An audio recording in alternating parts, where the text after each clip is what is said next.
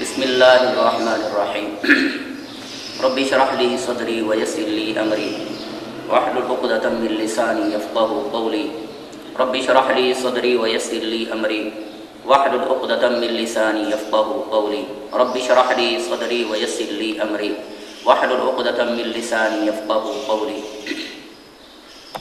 الحمد للہ وکفی وسلام علی عباده الذین اصطفی وعلی آلہ المجتبی اما بعد فاعوذ باللہ من الشیطان الرجیم بسم اللہ الرحمن الرحیم وبالوالدین احسانا وذی القربى والیتامی فقد قال اللہ تبارک وتعالی فی مقام آخر وآت ذا القربى حقه والمسكين وابن السبيل صدق الله مولانا العظيم وبلغنا رسوله النبي الكريم الأمين فقد قال الله تبارك وتعالى في شان مصطفى عليه السلام إن الله وملائكته يصلون على النبي يا أيها الذين آمنوا صلوا عليه وسلموا تسليما اللهم صل على سيدنا ومولانا محمد وعلى آل وأصحاب سيدنا ومولانا محمد وبارك وسلم وصل عليه مولاي صل وسلم دائما أبدا على حبيبك خير الخلق كلهم یا رب بالمصطفى بلغ مقاصدنا واغفر لنا ما مضى یا واسع الکرم مولاي صل وسلم دائما ابدا على حبیبك خیر الخلق كلهم ہزار بار بشویم دہن بمشک و گلاب ہنوز نامے کے گفتم کمال بے ادبیست ہنوز نامے کے گفتم کمال بے ادبیست اللہ عز و جل کی تحمید و تقدیس بیان کرنے کے بعد جو خالق کائنات ہے، مالک شش جہات ہے،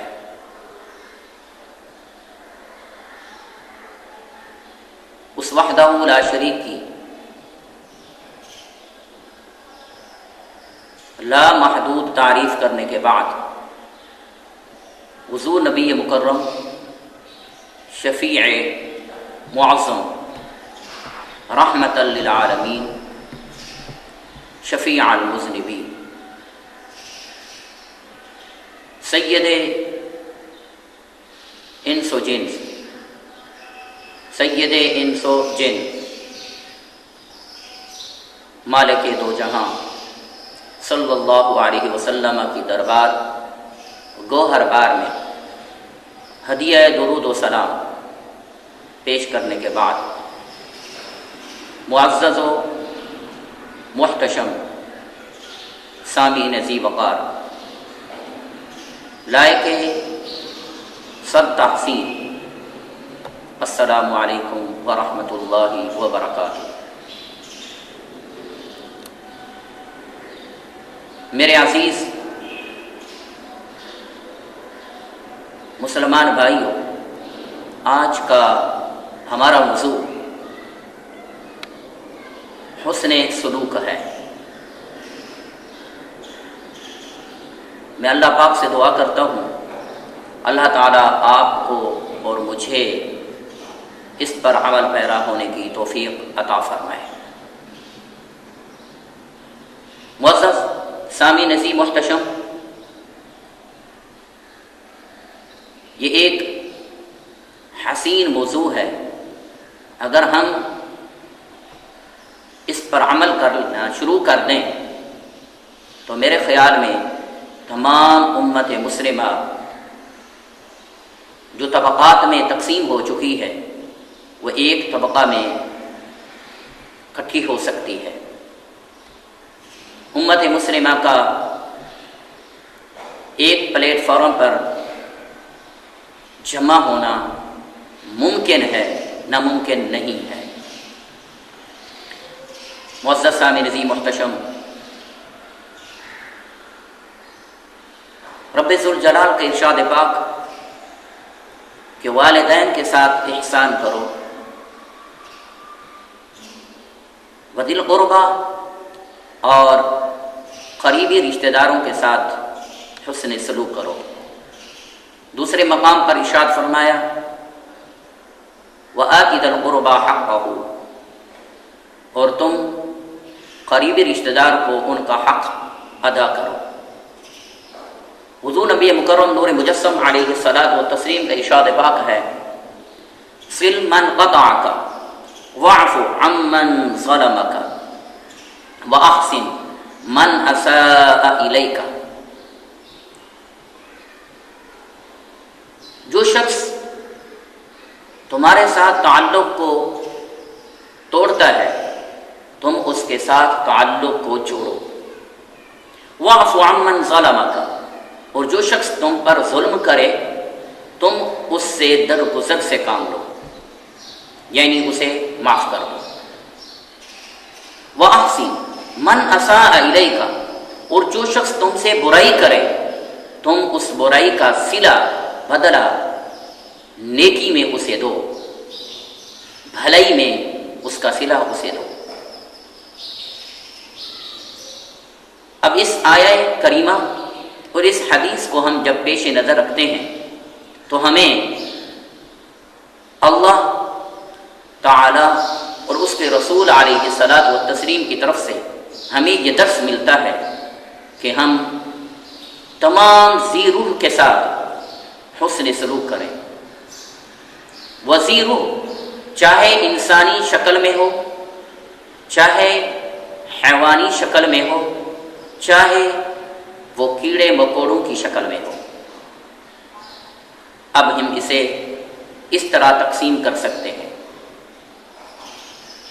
یعنی اس آیت کا، اس حدیث کا عمومی مطلب یہ ہے کہ ہر چیز کے ساتھ حسن سلوک کرنا چاہیے، اور خصوصی مطلب اس کا یہ نکلتا ہے کہ انسان اپنے والدین کے ساتھ، اپنے اعزہ اور اقربا کے ساتھ حسن سلوک کرے، نیکی کے ذریعے اس کے ساتھ، خندہ پیشانی کے ذریعے اس کے ساتھ برتاؤ کرے۔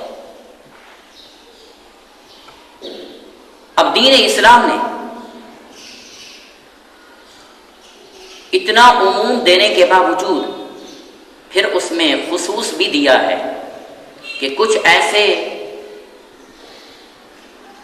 اشخاص ہیں جو انسان کے لیے ضروری ہے کہ ان کے ساتھ وہ حسن سلوک کرے۔ وہ اشخاص والدین کی صورت میں، وہ اشخاص اعزہ اور اقربا کی صورت میں ہیں، وہ اشخاص پڑوسی کی صورت میں ہیں، وہ اشخاص دوست و احباب کی صورت میں ہیں، وہ اشخاص مسلمان ہونے کی حیثیت سے اور غیر مسلم ہونے کی حیثیت سے ہیں۔ یعنی اب اس کا ایک دوسرا رخ یوں نکلا کہ انسان کو چاہیے وہ مسلمانوں کے ساتھ بھی رواداری کرے، حسن سلوک کرے، اور غیر مسلموں کے ساتھ بھی رواداری اور حسن سلوک کرے۔ جب ایک مسلمان اس طرح عملی زندگی بسر کرے گا تو ظاہری بات ہے غیر مسلموں کے دل کے اندر اسلام کی محبت پیدا ہوگی، مسلمانوں کی محبت پیدا ہوگی۔ یہ غیر مسلم جو مسلمانوں سے کوسوں دور ہے، ہمارے مذہب کو قبول کرنے کے لیے تیار نہیں، وہ مذہب کو قبول کرے گا، وہ مذہب کے اسلام کے قریب آئے گا جب ہمارا رویہ یوں بن جائے گا۔ سامعین عزیز محتشم، اب ہمارے حسن سلوک کے زیادہ مستحق کون لوگ ہیں؟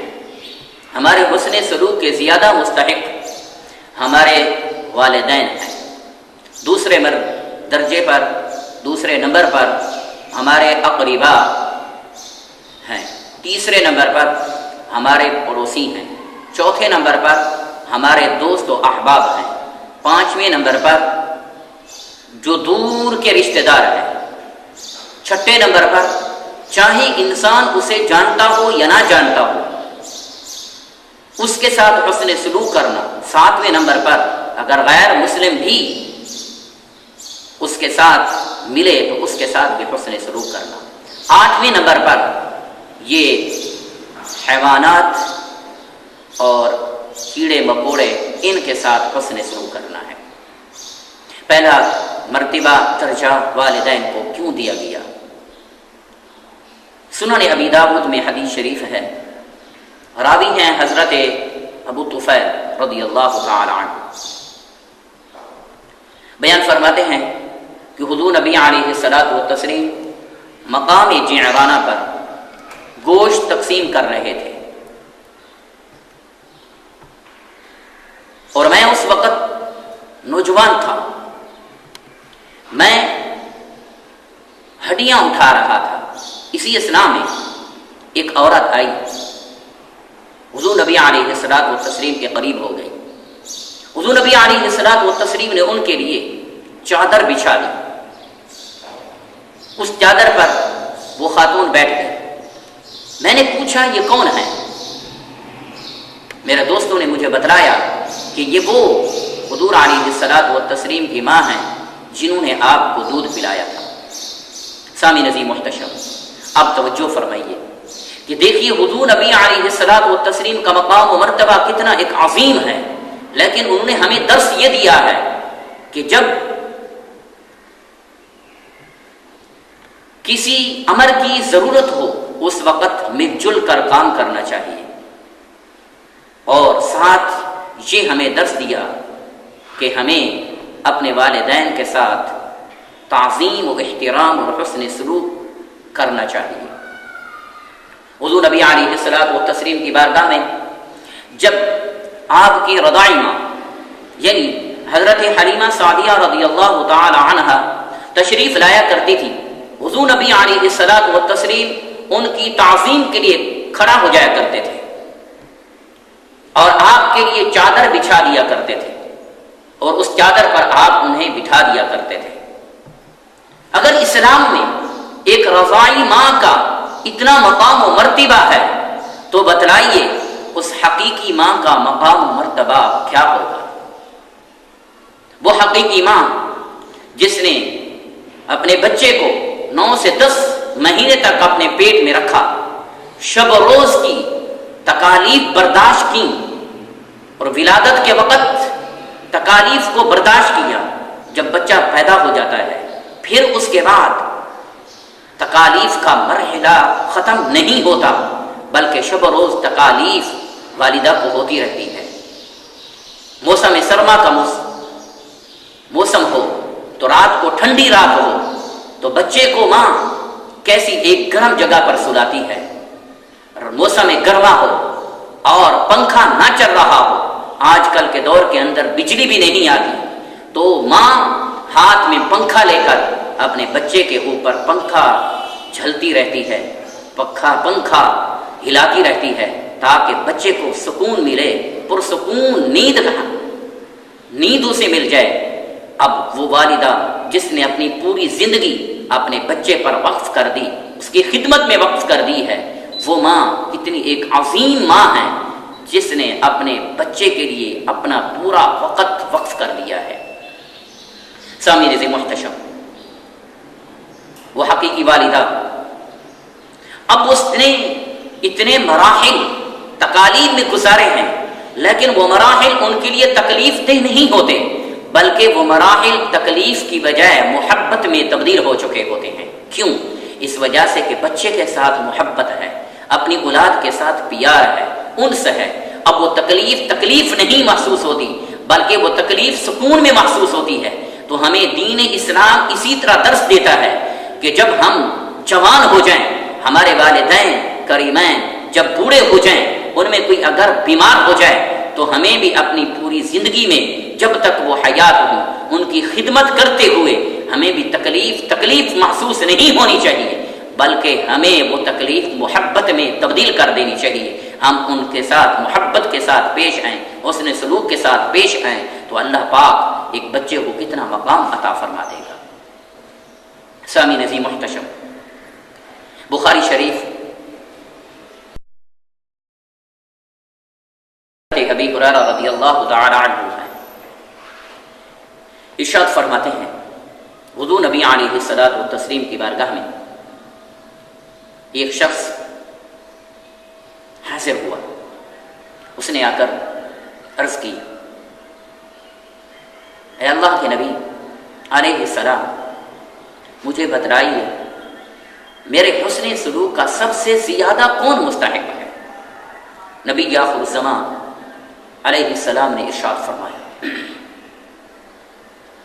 کہ تمہاری والدہ۔ انہوں نے پھر عرض کی، یا رسول اللہ کون؟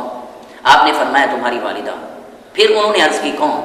آپ نے فرمایا تمہاری والدہ۔ پھر انہوں نے عرض کی کون؟ آپ نے فرمایا کہ ابو کا، تمہارا باپ۔ اب اس حدیث نبوی میں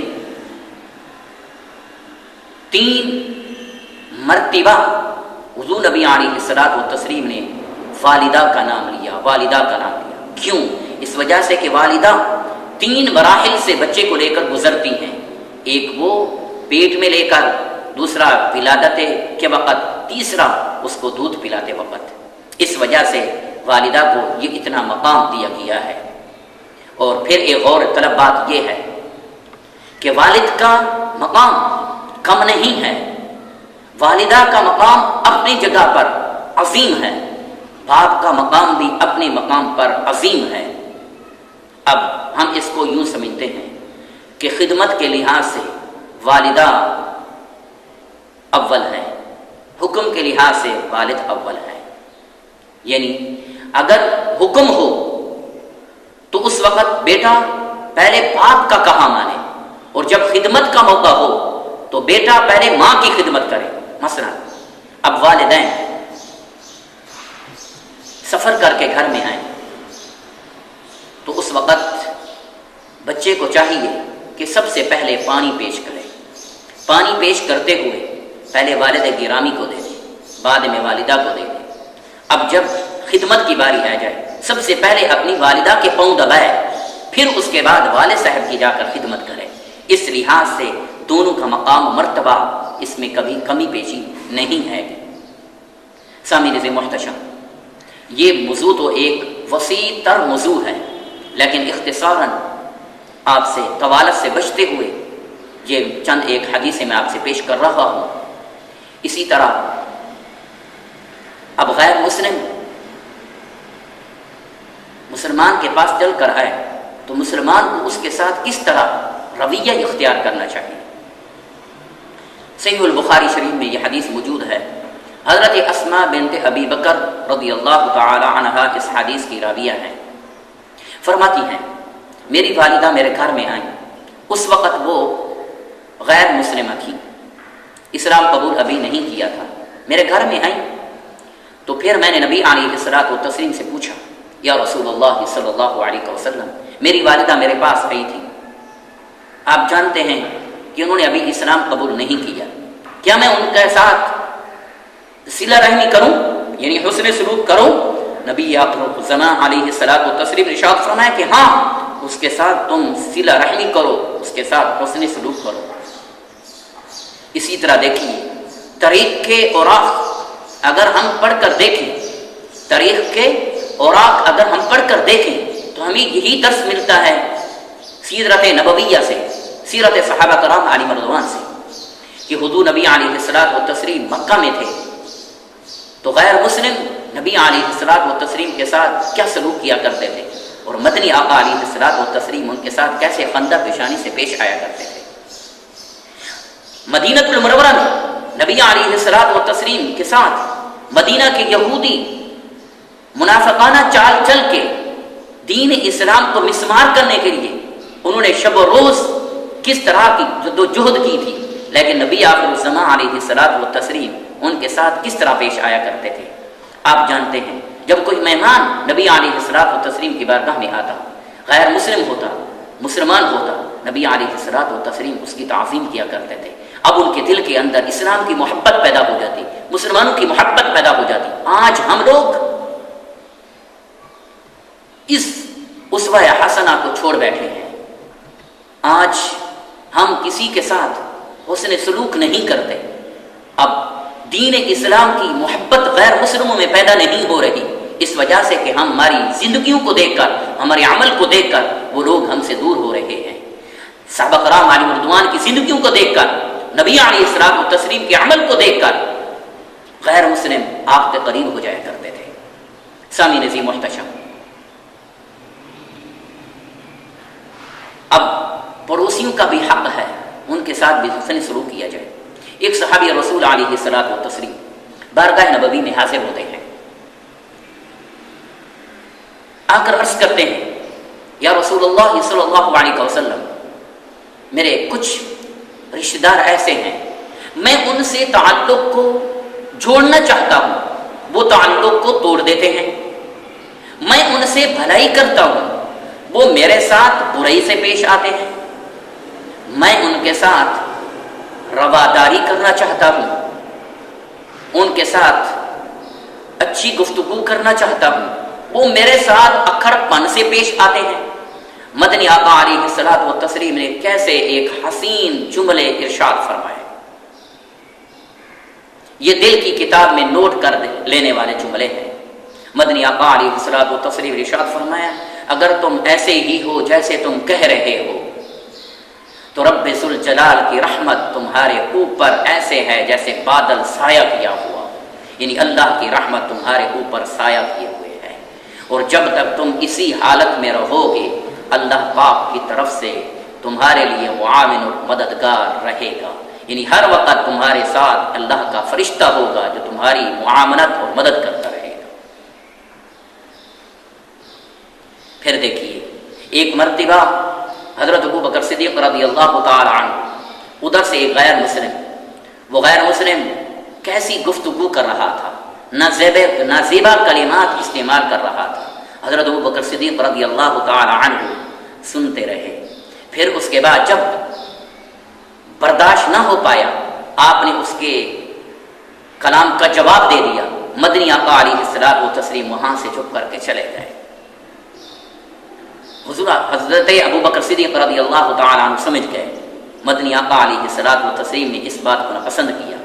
گئے، عرض کیا، یا رسول اللہ صلی اللہ علیہ وسلم، جب وہ غیر مسلم میرے ساتھ ایسے کلمات نازیبا کلمات استعمال کر رہا تھا، بول رہا تھا، میں خاموش تھا، آپ وہاں ٹھہرے ہوئے تھے، اور جس وقت اس نے گفتگو کرنی میں نے اس کا جواب دینا شروع کیا، آپ چلے آئے۔ آپ نے فرمایا کہ ابو بکر، جس وقت تم خاموش تھے اس وقت فرشتہ تمہاری طرف سے جواب دے رہا تھا، اور جس وقت تم نے جواب دینا شروع کر دیا تو وہاں فرشتہ چڑھا گیا۔ جہاں اللہ کے فرشتے نہیں ہوتے ہم وہاں نہیں ہوتے۔ سامعین عزیز محتشم، دوستوں کے ساتھ بھی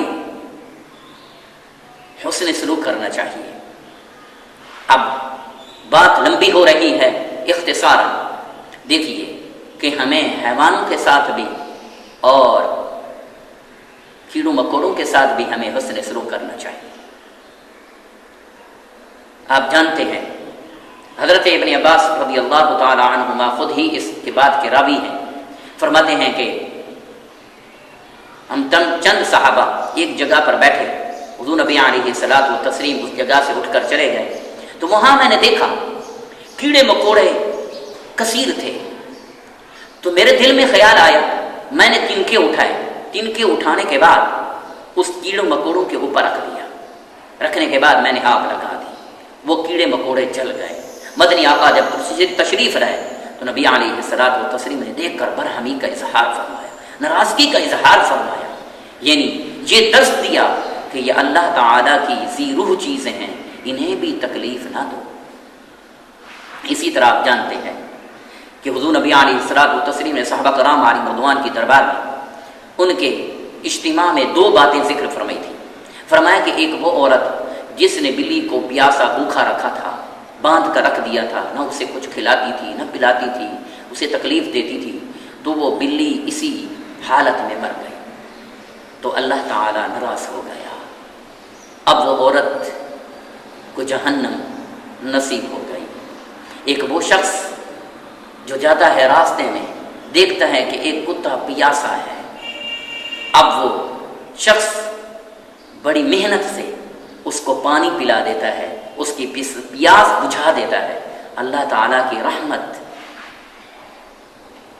اسے اپنے آغوش میں لے لیتی ہے۔ مدنی آقا علیہ الصلوۃ والتسلیم نے ارشاد فرمائے، اللہ تعالیٰ اس کے اس نیک عمل کی وجہ سے، حسن سلوک کی وجہ سے جنت جیسی نعمت عطا فرما دی۔ سامعین عزیز محتشم، اب نتیجتاً یہ بات ہمارے سامنے آئی کہ چاہے حیوان ہوں، چاہے کیڑے مکوڑے ہوں، چاہے دوست ہوں، چاہے مسلمان ہوں، ہم انہیں جانتے ہوں یا نہیں جانتے، غیر مسلم ہوں، اسی طرح تمام کے ساتھ ہمیں حسن سلوک کرنا چاہیے۔